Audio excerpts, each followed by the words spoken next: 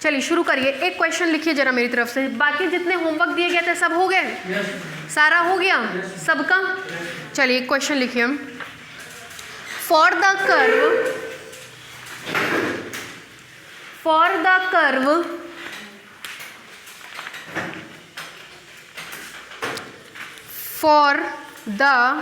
Curve x1 is equal to 3t, x2 is equal to 3t square, x3 is equal to 2t cube. For the curve x1 is equal to 3t, x2 is equal to 3t square, x3 is equal to 2t cube, show that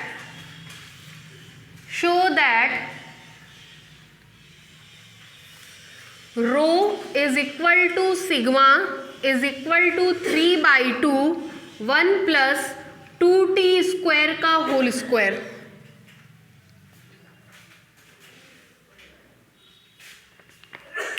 चूंकि आपको यहाँ पे sigma निकालना है, sigma मतलब torsion निकालना होगा, तो थर्ड ऑर्डर डेरिवेटिव की जरूरत पड़ेगी। तो x dot 1, x dot 2, x dot 3, x double dot 1, x double dot 2, x double dot 3, x triple dot 1, x triple dot 2, x triple dot 3, तीनों निकालना पड़ेगा। फर्दर देन आप s डॉट निकालोगे, s double dot निकालोगे, ले जा करके फॉर्मूले में पुट कर दोगे, रिजल्ट आ जाना चाहिए। ठीक है, जरा हमको डेरिवेटिव्स और s डबल डॉट तक निकाल करके दिखाइए। थर्ड ऑर्डर डेरिवेटिव सबके s डॉट और s डबल डॉट इतना निकालिए।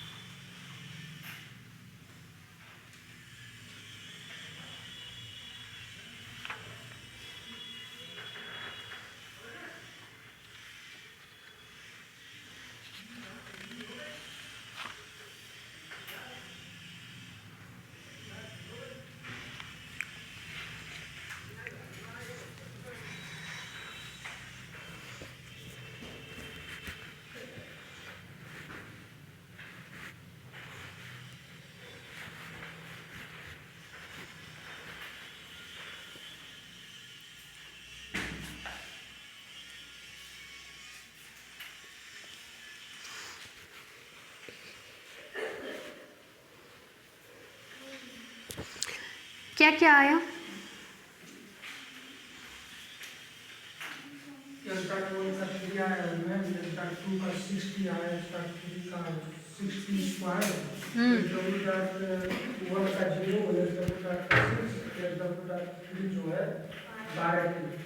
और उसके बाद इसका जीरो आ गया, सब आ गया, ट्रिपल थ्री का 3 बार आया।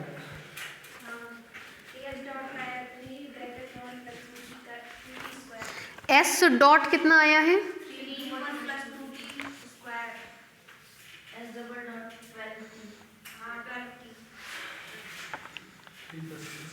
ठीक है, हो गया सबका।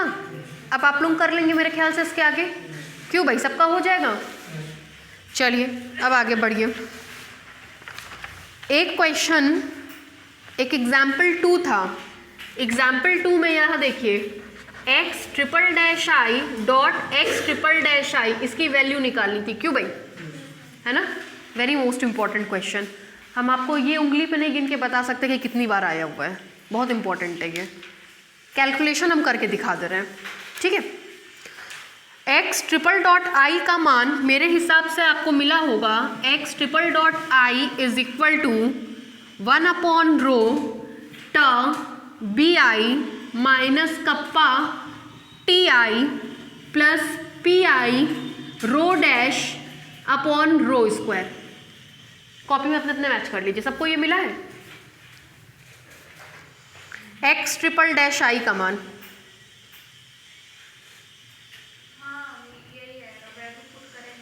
एक्स ट्रिपल डैश आई का मान आया होगा p dash i upon rho, x triple dash i का मान आया होगा p dash i upon rho plus p i rho dash upon rho square. इसकी वैल्यू पुट कर दिया है हमने सेरेट फेरेट फॉर्मूला से, tau b i minus kappa t i 1 upon rho, और ये टर्म ऐसा उतार दिया है।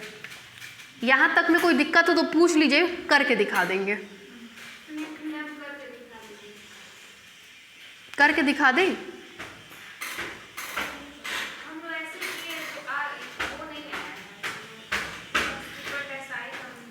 क्या आया है आपका?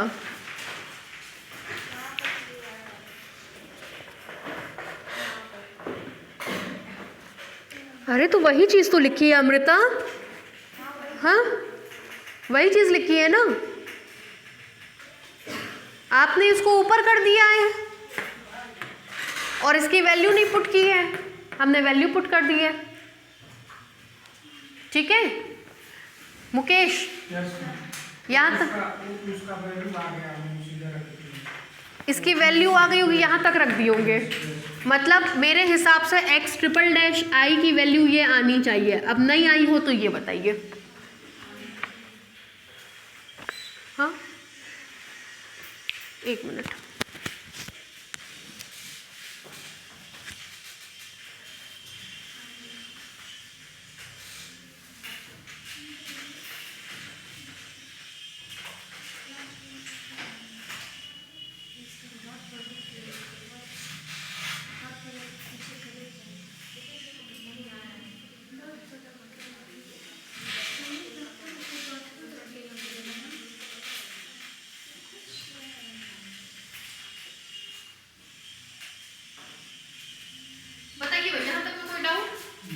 आगे बढ़े, यहाँ तक आ गया सबका।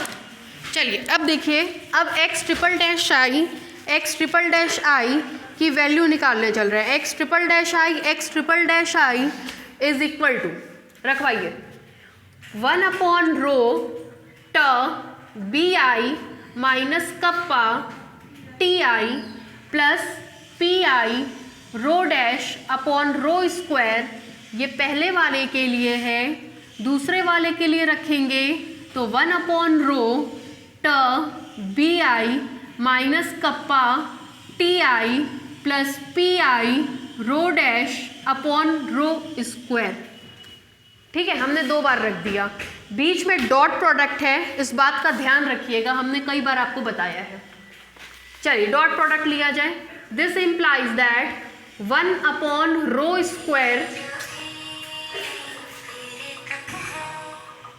1 अपॉन रो स्क्वायर, इसका इसमें मल्टीप्लाई कर रहे हैं 1 upon rho square t b i minus kappa t i dot t b i minus kappa t i. ठीक, इसका इसमें मल्टीप्लाई कर रहे हैं प्लस 1 अपॉन रो का cube tau b i minus kappa t i dot p i rho dash.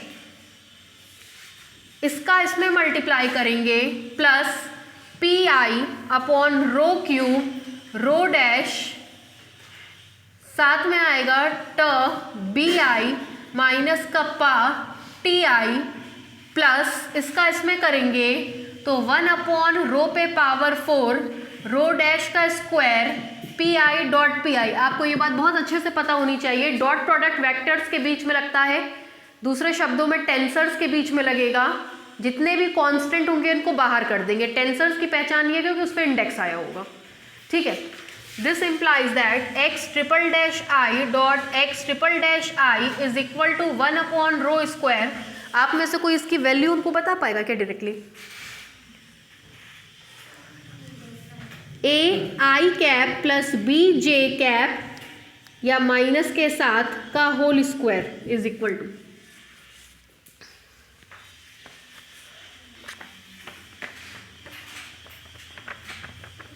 चलिए और देखिए, mod of a i cap minus b j cap का whole square, under root a square plus b square आता है mod की value, और जब आप उसका स्क्वायर करते हैं तो वो वैल्यू हट जाती है। अगर आपको ऐसे ना समझ में आए तो 2 बार मल्टीप्लाई करके देख लीजिए। मल्टीप्लाई करेंगे तो मिलेगा a square i dot i plus b square j dot j minus 2ab i dot j. I dot j की वैल्यू 0, आई डॉट आई की वैल्यू 1, जे डॉट जे की वैल्यू 1। कुल मिलाकर के कितना आया? A square plus b square. इस हिसाब से इसकी वैल्यू आएगी टाउ स्क्वायर प्लस कप्पा का स्क्वायर। बोलिए, ठीक है। इसको देखिए, प्लस 1 अपॉन रो क्यूब, इसका मल्टीप्लाई इसमें करेंगे b i dot p i, same index है। सेम नहीं होता तो सेरेट फेरेट फॉर्मूला, सेम है तो 1 नहीं होता है मुकेश। बी और पी म्यूचुअली परपेंडिकुलर होते हैं, वैल्यू 0, ठीक है। और इसका भी करेंगे तो म्यूचुअली परपेंडिकुलर होते हैं, वैल्यू 0। तो सेकेंड टर्म की सारी वैल्यूज क्या हो जाएंगी? 0। इसको देखिए, P का B में, जरा यहाँ ध्यान दीजिएगा, p i dot b i is equal to 0 होता है, लेकिन पी आई बी जे की वैल्यू 0 नहीं होती है, पी बी टी के होती है। ये ध्यान रखिएगा, है ना। ये सेरेट फेरेट फॉर्मूले में लिखवाए हैं, ऑर्थोनॉर्मल ट्राइड 6 फॉर्मूले लिखवाए थे, वहीं से लिए हैं, ठीक है। तो जब बी आई का पी आई में मल्टीप्लाई करेंगे 0, इसका मल्टीप्लाई इसमें करेंगे तो वो भी टर्म क्या हो जाएगा? 0। इसकी वैल्यू 1, केवल मिलेगा 1 अपॉन रो पे पावर 4 रो डैश का स्क्वायर। कॉमन टर्म्स देखिए, दिस इम्प्लाइज दैट 1 अपॉन, जरा यहाँ ध्यान दीजिएगा, 1 अपॉन रो स्क्वायर, 1 अपॉन टा की जगह लिख सकते हैं 1 अपॉन कप्पा, सॉरी टा की जगह लिख सकते हैं 1 अपॉन सिग्मा का whole square plus 1 upon rho का whole square plus rho dash का स्क्वायर अपॉन रो पे पावर 4। इसके बाद क्या दिक्कत है? यही आंसर लाना था कि 1 upon rho square sigma square, ये कॉमन हो जाएगा रो पे पावर 4, 1 प्लस रो डैश का स्क्वायर। यही आंसर था। बताइए, कोई दिक्कत? क्लियर है? बता इसलिए दिए क्योंकि मेरे हिसाब से इस साल के लिए बहुत इंपॉर्टेंट है, ये बहुत इंपॉर्टेंट। आप बताइए।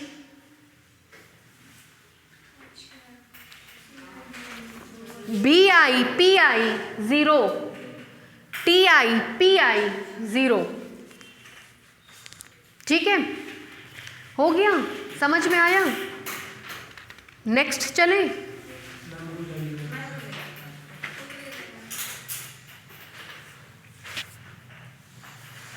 अभी सिलेंड्रिकल हेलिक्स शुरू करेंगे। अभी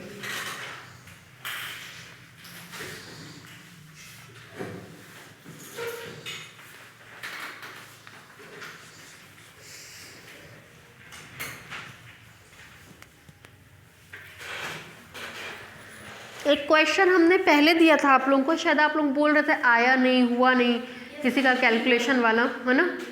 उसकी ज़रा ग्रुप में फ़ोटो डाल दीजिएगा, हम सोल्यूशन भेज देंगे।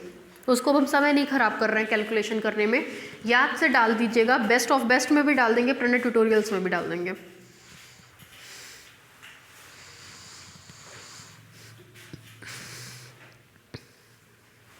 आगे बढ़ें। और कौन सा? Example number 3.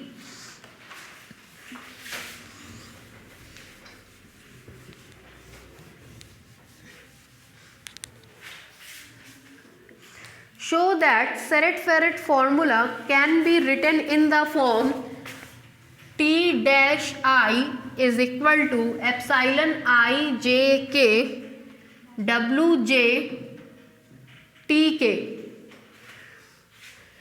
P dash I is equal to epsilon I j k omega j p k. और तीसरा B dash I is equal to epsilon I J K omega J P B K, जहाँ omega J का मान दिया होगा, दिया है, जहाँ पे कह रहा है, देखिए question, show that the Seret-Fermat formula can be written in the form and determine omega J. चलिए ठीक है, अगर आप देखें तो तीनों में ओमेगा जे कॉमन है, तो ओमेगा जे का कोई ऐसी वैल्यू चाहिए जो तीनों को सेटिस्फाई करती हो, तीनों में कॉमन हो, इस प्रकार से कि Seret-Ferret फॉर्मूले में कोई अंतर ना आए. ठीक है, शुरू करें, मिटा देंगे. देखिए, सबसे पहले हम पहला वाला लेकर के चल रहे हैं. पहले वाले को अगर देखा जाए और पहले वाले में Seret-Ferret फॉर्मूला लगाया जाए तो आप कहते हैं कि T dash I is equal to kappa PI. ठीक है, is equal to kappa PI का मान होता है epsilon I J K. P के बाद क्या आता है? B.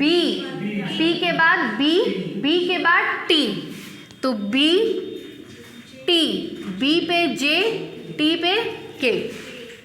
ठीक, this implies T dash I is equal to kappa epsilon I J K B J T K plus टा एप्साइलन I J K. हमारे पास कप्पा था ना, कप्पा की जगह बाद हमने फिर ट ले लिया, और अगर ट होगा तो क्या ले लेंगे? कप्पा ले लेंगे. कप्पा होगा तो ट ले लेंगे, ट होगा तो कप्पा ले लेंगे. एप्साइलन I J K यहाँ पे भी लिखा था, यहाँ पे भी लिख दिया. ठीक है, इतने में कोई डाउट? फिर देखिए, यहाँ क्या लिखा है? T, तो T J T K अपने मन से लिख देंगे. क्या क्या लिख दिए? T J और T K. आपको पता है T डॉट T का मान 1, T डॉट T का मान 1. अब इतने में कोई दिक्कत हो तो बताइए. ये 1 होता है अमृता? 0 होता है.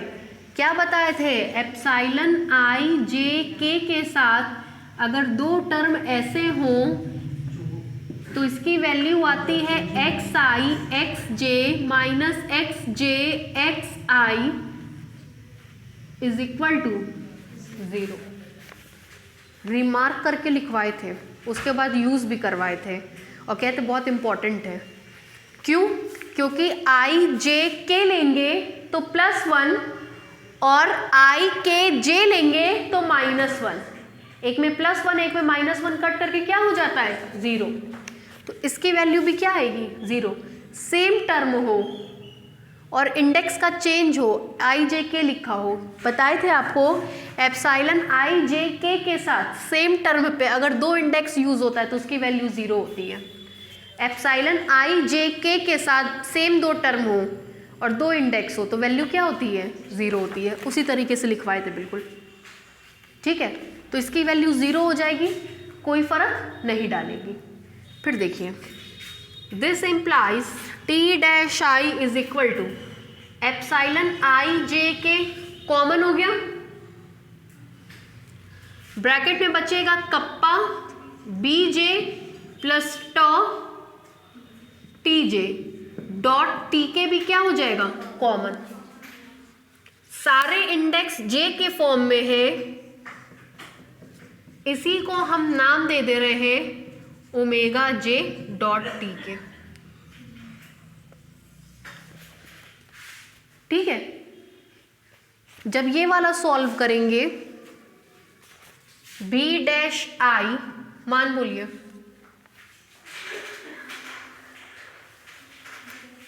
माइनस टॉ पी आई, ठीक है, is equal to minus tau p i का मान बोलिए, पी आई का मान बोलिए, एप्साइलन आई जे के, पी के बाद बी फिर टी जे के। ठीक है, फिर देखिए this implies b dash I is equal to minus tau epsilon i j k, change कर दीजिए टी के बी जे, माइनस हट गया मुकेश। ठीक है, कौन है यहाँ पे, ट, तो अब किसको जोड़ेंगे, कप्पा। एप्साइलन आई जे के कौन है यहाँ पे, बी, तो किसको जोड़ेंगे, बी जे बी के।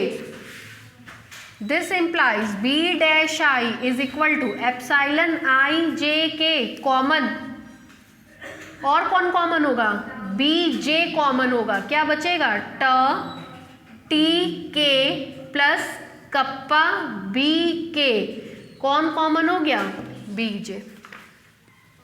ट टी जे मतलब ये जो भी टर्म आया है इसको आप इंटरचेंज करके ओमेगा के लिख सकते हैं।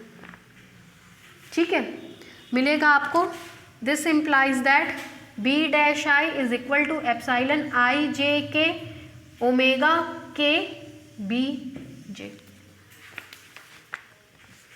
कर लेंगे अब, और ये सबसे आसान है क्योंकि इसमें दोनों ही टर्म आता है, ट भी आता है और कप्पा भी आता है, तो उसमें कुछ नहीं करना होता है, बस माइनस को इंटरचेंज करना होता है। हो जाएगा अब दीपांजलि, हो जाएगा, आगे बढ़ी। बुक में सल्यूशन है, बस समझा दिया है इसलिए कि एक बार पढ़ते टाइम समझ में आए कि कैसे किया गया है। कप्पा हो तो ट जोड़ दीजिए, टी हो तो टी जे टी के, ट था तो कप्पा को जोड़ दिया, बी था तो बीजे और बी के। ठीक है, बढ़े आगे, नेक्स्ट लिखिए। अरे बुक में है पूरा पूरा सब कुछ है, बस समझाने के लिए बताएं। ठीक है,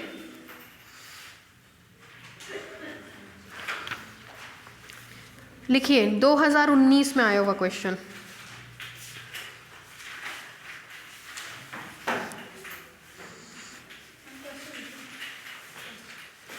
बोले question, find the function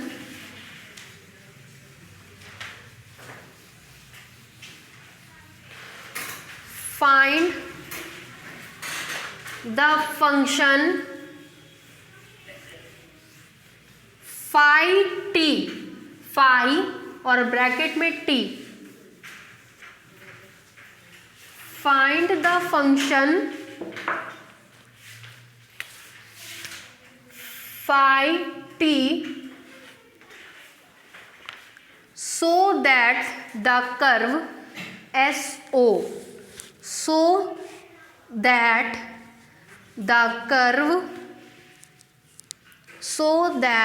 the curve x1 is equal to integral phi t sin t dt, x2 is equal to integral phi t cos t dt, x3 is equal to integral phi t tan t dt shall be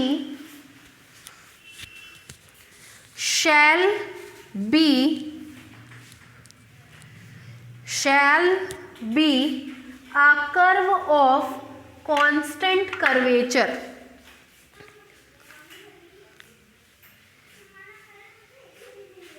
Shall be a curve of constant curvature. मतलब आपको phi t के लिए वो value निकालनी है कि curvature क्या हो जाए, कांस्टेंट हो जाए। बहुत इंपॉर्टेंट क्वेश्चन है, ठीक है। क्वेश्चन मेन कर्वेचर और टॉर्शन से ही आता है, ठीक है। चलिए, क्या निकालना है, कर्वेचर। कर्वेचर के लिए क्या क्या जरूरत होता है, x dot, x double dot, s dot, s double dot. पहले हम लोग क्या करेंगे, बारी बारी से डिफ्रेंशिएट करेंगे। ब्लैक बोर्ड पे देखिए, इसको मान लेंगे इक्वेशन नंबर 1। चलिए डिफ्रेंशिएट कराइए। ब्लैक बोर्ड पे देखिए, differentiating equation 1 with respect to t comma we get x dot 1। Differentiation integration एक दूसरे के उल्टे होते हैं, कट जाएगा phi t sin t। x dot 2 phi t cos t, x dot 3 phi t tan t। इसको मान लेंगे equation number 2। And second order derivative कराइए। प्रोडक्ट ऑफ टू फंक्शन बारी बारी से डिफ्रेंशिएट करेंगे। phi dash t sin t plus phi t cos t। x dot 2 is equal to phi dash t cos t minus phi t cos t का derivative minus sin t, उसी का minus लगा है, ठीक है। x ये double dot है ना, x double dot 3 is equal to phi dash t tan t plus phi t tan t का derivative sec square t, equation number 3, ठीक। Now s dot is equal to under root x dot 1 का square plus x dot 2 का square plus x dot 3 का square under root में। This implies that s dot is equal to x dot 1 का square करेंगे तो phi square t sine square t plus phi square t cos square t plus phi square t tan square t under root का मतलब power 1/2। This implies that s dot is equal to phi t मेरे हिसाब से common हो जाएगा, ठीक है। Sine square t plus cos square t is equal to 1 plus tan square t पे power 1/2। This implies that s dot is equal to phi t 1 plus tan square t sec square t, root से निकलेगा sec t, and s double dot is equal to phi dash t sec t plus phi t sec t का sec t into tan t, ठीक है।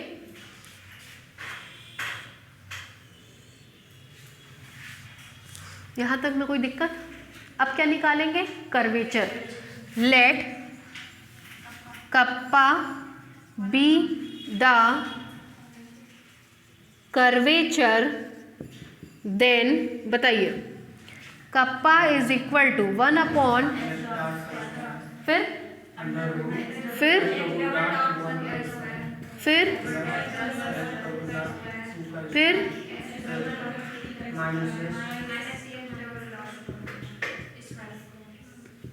ठीक है, ये formula होता है। सॉल्व कराइए, मिलेगा आपको this implies that kappa is equal to 1/s dot का स्क्वायर करेंगे तो 5 square t sec square t, under root को भी हम डब्बे में बंद कर रहे हैं ऐसे, x डबल डॉट 1 का स्क्वायर तो मिलेगा 5 t sine t plus 5t cos t का whole square plus x double dot 2 का square 5 t cos t minus 5t, हम डायरेक्ट कैलकुलेशन करेंगे इसका, साइन t का whole square plus x double dot 3 का मतलब 5 t tan t plus 5t sec square t का whole square minus s double dot का square करेंगे, minus s double dot का स्क्वायर करेंगे तो आपको मिलेगा tan t sec t common हो जाएगा, चलिए करके देखते हैं, आएगा 5 t sec t plus 5t sec t into tan t का होल स्क्वायर पे पावर 1/2। अभी जगह नहीं है, कैलकुलेट कर लिया जाएगा, ठीक है, डायरेक्ट कैलकुलेशन बताएंगे। उतारिए, लिखिए, let the equation of curve is, let the equation of curve is, let the equation of curve is, equation number 1 से पूरा उतार लीजिए।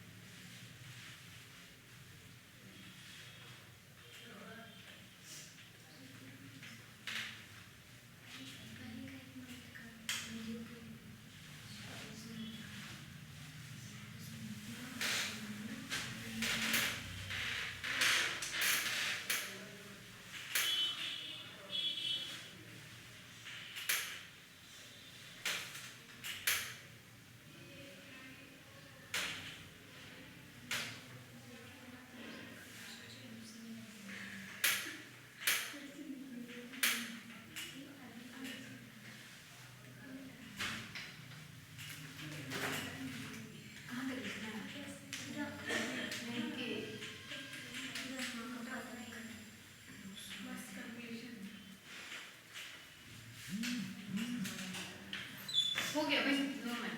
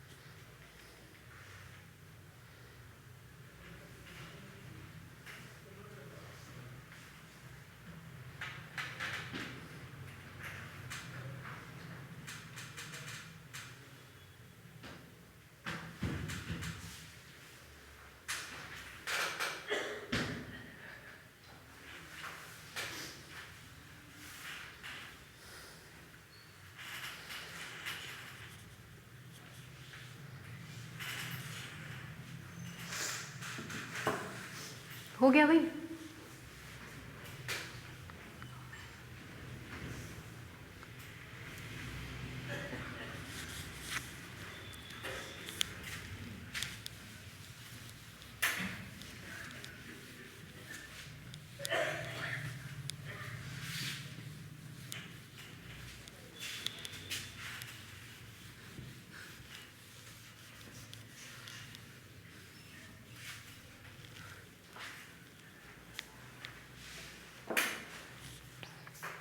चले आगे।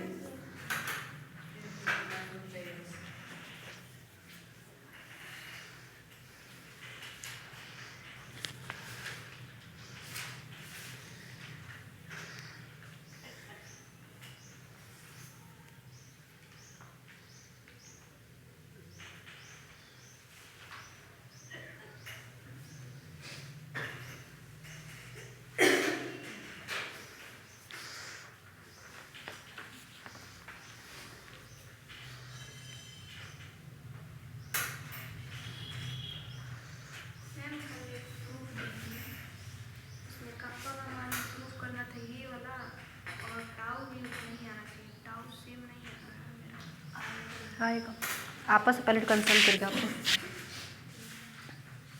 हो गया भाई मुकेश, आगे बढ़े। यहाँ ज़रा कैलकुलेशन देखिए, हम थोड़ा सा डायरेक्टली करने के मूड में है। देखिए यहाँ पे kappa is equal to 1/5² t sec² t under bracket. यहाँ मिलेगा a² + b² + 2ab, यहाँ मिलेगा a² + b² - 2ab। पहला टर्म आएगा फाई डैश का square sine square t, phi dash का स्क्वायर कॉस स्क्वायर t, मिलेगा आपको फाई डैश का स्क्वायर t। ठीक, phi square cos square t plus phi square sine square t, मिलेगा phi square t। ठीक, 2 phi t phi dash t sine t cos t minus 2 phi t phi dash t sine t cos t, आपस में क्या हो जाएंगे, cancel. ठीक है, यहाँ तक में कोई डाउट? चलिए आगे देखिए भैया। उसके बाद इसको देखिए, यहाँ पे आइए। इसमें से हम चाह रहे थे आप sec t को बाहर कर दीजिए। sec t बाहर होगा तो ये टर्म आपको मिलेगा phi dash t tan t plus phi t sec square t का whole square minus sec t बाहर जाएगा डब्बे से तो आपको देगा सेक स्क्वायर टी, ब्रैकेट में बचेगा phi dash t plus phi t tan t का होल स्क्वायर। ठीक है, कैलकुलेशन करें मुकेश? ठीक है, कराएं कैलकुलेशन? चलिए देखें, ये टर्म आएगा a square plus b square plus 2ab, a square plus b square plus 2ab लिख दे रहे हैं, मिलेगा phi dash square t tan square t plus phi square T sec पे power 4t plus 2 phi t phi dash t sec square t tan t. ये मिलेगा minus a square plus b square plus 2ab, minus है तो सब minus हो जाएंगे, minus phi dash square T sec square t multiply हो गया minus phi square t tan square T sec square T minus 2 phi t phi dash t tan t sec square t. तो ये पूरा term तो इस पूरे term से क्या हो जाएगा? कैंसिल। ठीक है, इसको देखिए, phi dash square T phi dash square T sec square theta is equal to 1 plus tan square theta, sec square theta minus tan square theta is equal to 1, इसकी वैल्यू आएगी -1। ठीक है, तो मिलेगा minus phi dash square t. ठीक है मुकेश? ठीक है, इसको देखिए, सेक स्क्वायर टी कॉमन होगा, टैन स्क्वायर टी और माइनस सेक स्क्वायर टी होगा ना, उसकी वैल्यू -1 करके देख लीजिए। Sec square theta is equal to 1 plus tan square theta, tan square theta minus sec square theta is equal to -1, tan square theta minus sec square theta is equal to -1। ठीक है, इसको देखिए, मेरे हिसाब से फाई स्क्वायर टी कॉमन हो गया, सेक square t common हो गया, आएगा sec square T minus tan square T, sec square T minus tan square T is equal to 1, केवल और केवल बचेगा सेक स्क्वायर टी और इस पूरे पे पावर 1/। ठीक है, ये इससे क्या होगा? Cancel. Kappa is equal to 1 upon phi square T sec square T, phi T common, बचेगा 1 प्लस सेक स्क्वायर टी पे पावर 1/2। अच्छा, प्लस आएगा कि माइनस आएगा वो भी चेक कर लीजिएगा जरा सा, वैल्यू। ठीक है, सही आया है। यहाँ तक में कोई दिक्कत? ठीक है, यहाँ तक में डाउट उतार लीजिए, नहीं छोड़ दीजिए, वो आप लोगों को समझाने के लिए था।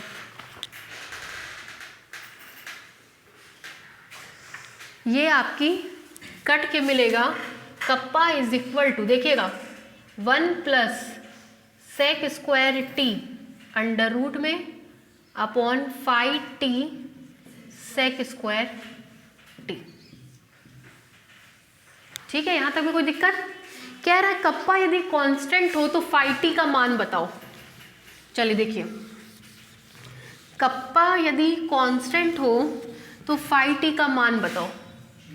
लेट द कर्वेचर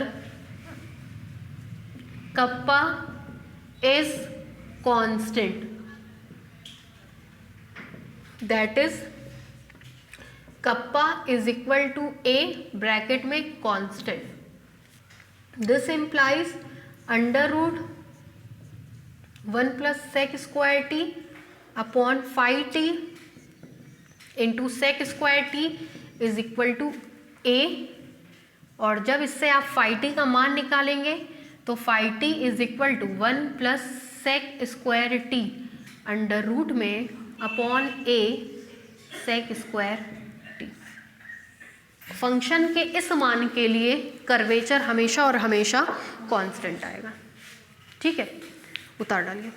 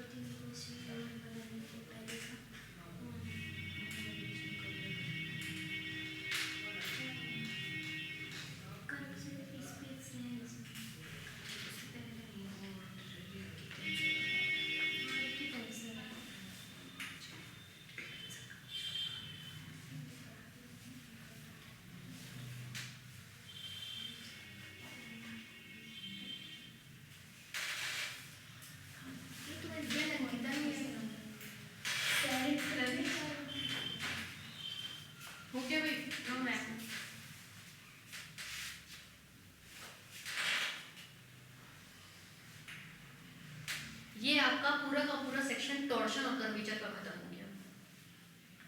कर्वेचर और टॉर्शन में अब आपको कुछ नहीं पढ़ना है। अब हम लोग हेलिक्स पे आएंगे, जिसमें सिलेंड्रिकल हेलिक्स और सर्कुलर हेलिक्स आपके कोर्स में है।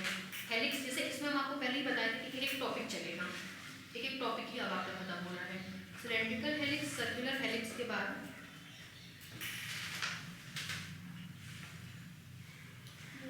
सर्कुलर कर्वेचर पढ़ना है। क्या फंडामेंटल है?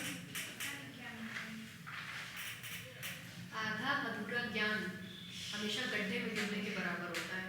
आप पढ़ाई में ठीक है, लेकिन आपका ज्ञान बहुत अधूरा है, और आधा अधूरा ज्ञान ही इंसान को गड्ढे में गिरा देता है। कोशिश करिए उसको पूरा करने की। देखिए, इसमें अब आपको ज़्यादा नहीं, बेसिकली आपको हेलिक्स पढ़ना है। हेलिक्स के बाद आपको ऑस्कुलेटिंग सर्किल पढ़ना है। ऑस्कुलेटिंग सर्किल के बाद इन्वोल्यूट और एवोल्यूट पढ़ना है। चैप्टर आपको खत्म। 3-4 टॉपिक और है, 3-4 टॉपिक जब भी आपको खत्म हो जाए, ठीक है। अब हम हेलिक्स पे अप्रोच करेंगे।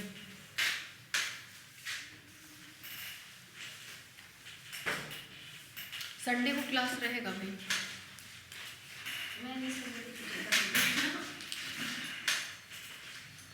केवल मेरा पढ़ लीजिएगा, सुबह आ जाइए मॉर्निंग में। हाँ, सुबह से पहले मेरा पढ़ लीजिएगा, क्योंकि हम चाह रहे थे कि संडे तक हेलिक्स खत्म हो जाए।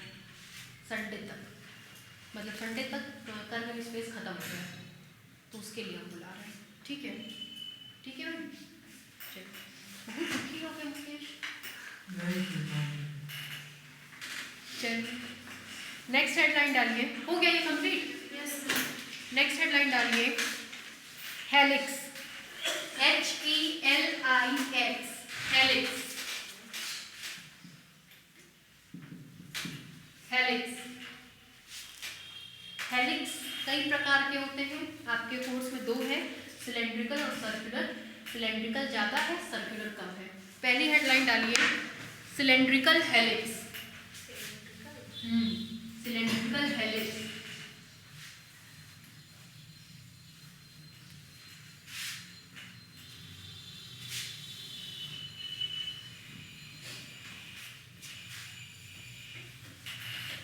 सिलेंड्रिकल हेलिक्स, देखिए थोड़ा सा इसके बारे में आपको बताते हैं क्या होता है ये। सिलेंडर देखा है? सिलेंडर देखा है? सिलेंडर,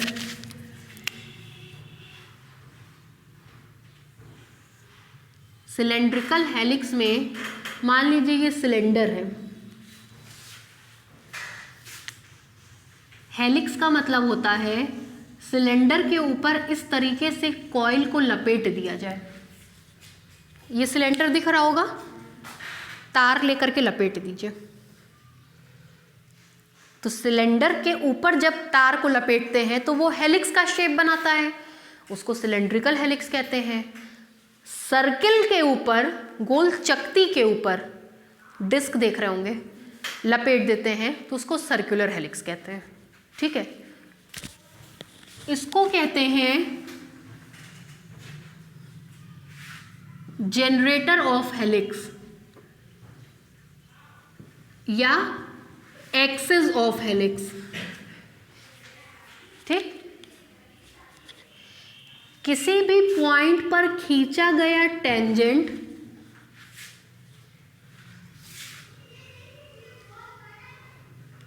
इसके साथ कांस्टेंट एंगल बनाता है। क्या बनाता है? Constant angle. यही सिलेंड्रिकल हेलिक्स की पहचान होती है। किसी भी पॉइंट पर खींचा गया टेंजेंट, किससे टेंजेंट है इसका? भाई दिख तो रहा नहीं है, इसके किसी भी सर, जैसे मान लीजिए ये नहीं समझ में आया, ये टेंजेंट बना दिए, क्योंकि ये दोनों पैरेलल है तो अगर इससे कांस्टेंट एंगल बनाएगा तो इससे भी क्या बनाएगा? कांस्टेंट एंगल बनाएगा।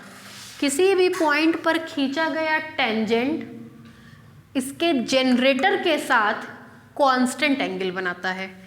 Theta is equal to constant.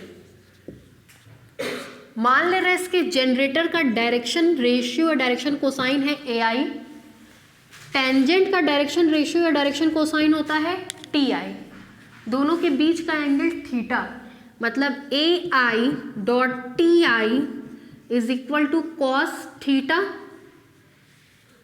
ठीक है, ये फॉर्मूला पहचान रहे हैं? Mod of AI dot mod of TI, दोनों की value 1 into cos theta. Theta भी क्या, इसको अल्फा मान लीजिए, अल्फा। ये क्या होता है? कांस्टेंट। यदि अल्फा कांस्टेंट है तो कॉस अल्फा भी क्या होता है? कांस्टेंट।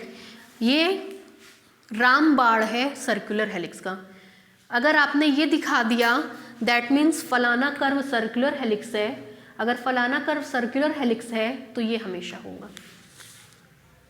सर्कुलर हेलिक्स एक ऐसा कर्व होता है, सॉरी सिलेंड्रिकल हेलिक्स एक ऐसा कर्व होता है जो सिलेंडर की सरफेस पे होता है और सिलेंडर की सरफेस पे खींचा गया कोई भी टेंजेंट उसके जनरेटर के साथ हमेशा कांस्टेंट एंगल बनाता है। सिलेंड्रिकल हेलिक्स एक ऐसा कर्व होता है जो सिलेंडर के सरफेस पे बना होता है which is traced out on the surface of cylinder, जो कि ट्रेस किया हुआ होता है सरफेस ऑफ सिलेंडर, क्योंकि इसी पे आपने कॉइल को लपेटा है। ये सरफेस है किसका? सिलेंडर का। Cylindrical helix is a curve which is traced out, बनाया जाता है on the surface of cylinder such that at any point of the cylindrical helix the tangent makes the constant angle with the generator। ये इसकी परिभाषा होती है। ठीक है, सिलेंडर के सरफेस पे कॉइल को लपेट दीजिए, मतलब ट्रेस कर दीजिए on the surface of cylinder इस प्रकार से कि किसी भी पॉइंट पर खींचा गया टेंजेंट इसके एक्सिस से कांस्टेंट एंगल फॉर्म करे तो उसको हम लोग कहते हैं सिलेंड्रिकल हेलिक्स। ठीक है, ये सिलेंड्रिकल हेलिक्स का मेन अजम्पशन है। अगर ये कहीं लिखा है that means the given curve is cylindrical helix या सिलेंड्रिकल हेलिक्स है तो ये हमेशा उसको सेटिस्फाई करेगा। ठीक है, लिखिए a cylindrical helix is a curve, a cylindrical helix is a curve which is traced out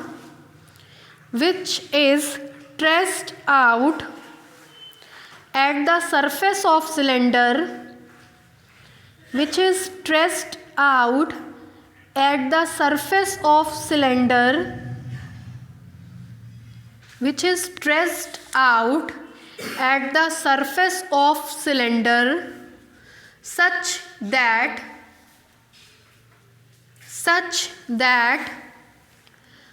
it cuts the generator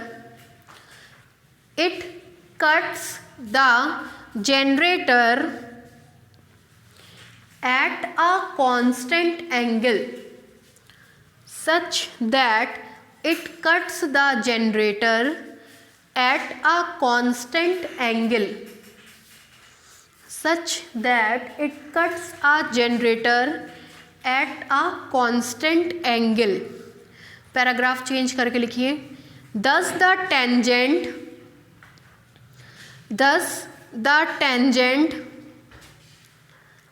at any point on the helix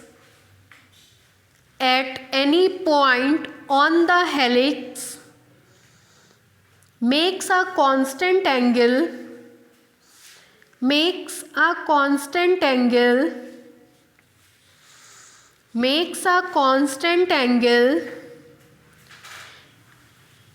bracket में लिखिए SAY से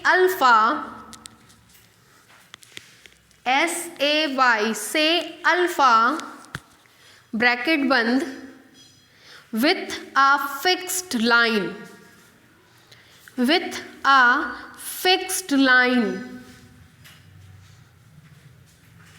full stop. This fixed line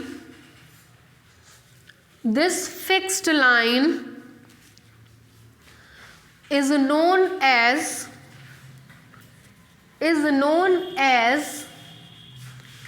generator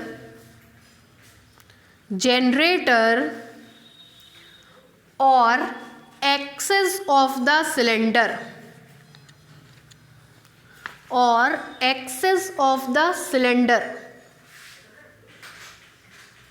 full stop. The axis of the cylinder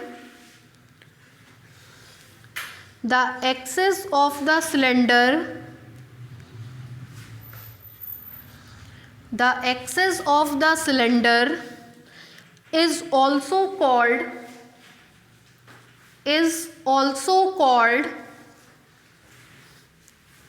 the axis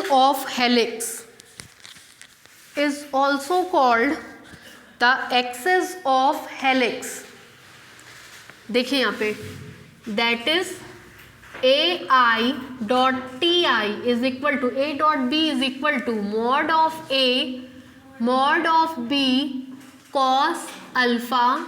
This implies AI dot TI unit vector केवल बचेगा cos alpha which is equal to constant. ठीक है, पता है 3 access होती हैं, एक एक्सेस ये हो गई, एक एक्सेस ये हो गई और एक एक्सेस ये हो गई, 3 एक्सेस होती हैं. ठीक है, ये आपका डायग्राम हो गया, बना लीजिएगा. अगर ये AI है तो ये भी क्या होगा, AI. ठीक है, ये दोनों पैरेलल हैं, 2 पैरेलल लाइंस का डायरेक्शन कोसाइन और डायरेक्शन रेशियो सेम होता है. ये AI होगा तो ये भी क्या होगा, AI. बना लीजिए डायग्राम और वो लिख लीजिएगा दैट इज करके.